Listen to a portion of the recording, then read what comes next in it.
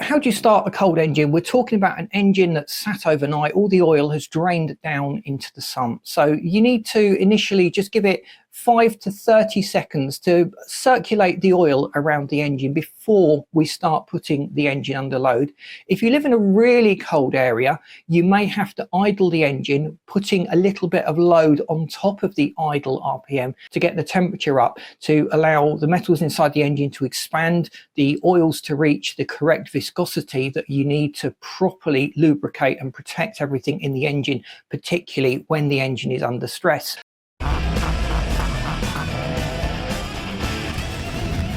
For the next 5 minutes, you'll be driving the car. That's the best way of warming it up. So unless you live in a really cold area, just get in and drive the car, but don't exceed the bottom third of the RPM range. So I often talk about keeping the RPM low during these warm-up periods, but actually we should really technically be talking about the load on the engine. Load is directly correlated to the throttle position. So the more you press the accelerator, the more load or work the engine is trying to do. Obviously, it's going to depend on what you're doing with the car, whether you're going uphill, if you're in the correct gear or not.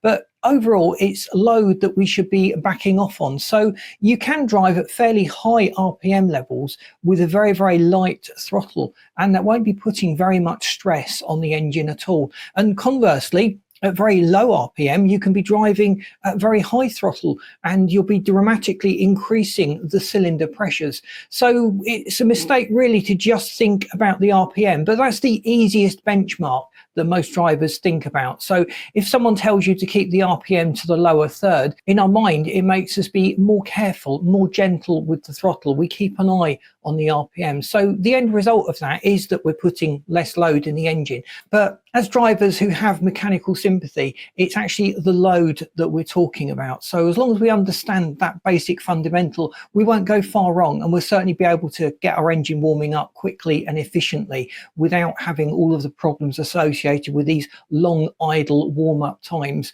or driving hard on a very, very cold engine. Now, the next phase you go through when starting a cold engine is getting it up to operating temperature. So some cars don't have a temperature gauge, they don't have an oil temperature gauge, so guesswork is involved. And just looking at my experience with lots of different engines, that can take somewhere between 10 and 20 minutes of driving to get the engine up to operating temperature. So when you've reached that point, it's good to just give the car full beans, to use the full range of the RPM occasionally. It's perfectly safe.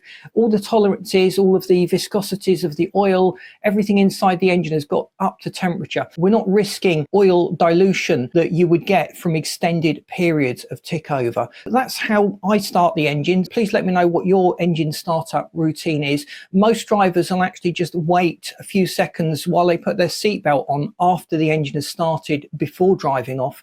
And for most countries and most cars, that's sufficient. That's all the delay we really need. But if we had a more exotic engine, or if we lived in a much colder climate, we may have to go through a little more effort to warm the engine up before we can start driving off safely.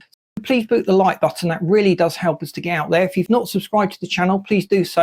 And if you're curious as to what happens inside the engine as it's warming up, I've lined this video up for you, and this playlist you should also find really interesting. Thanks for watching. See you in this next video.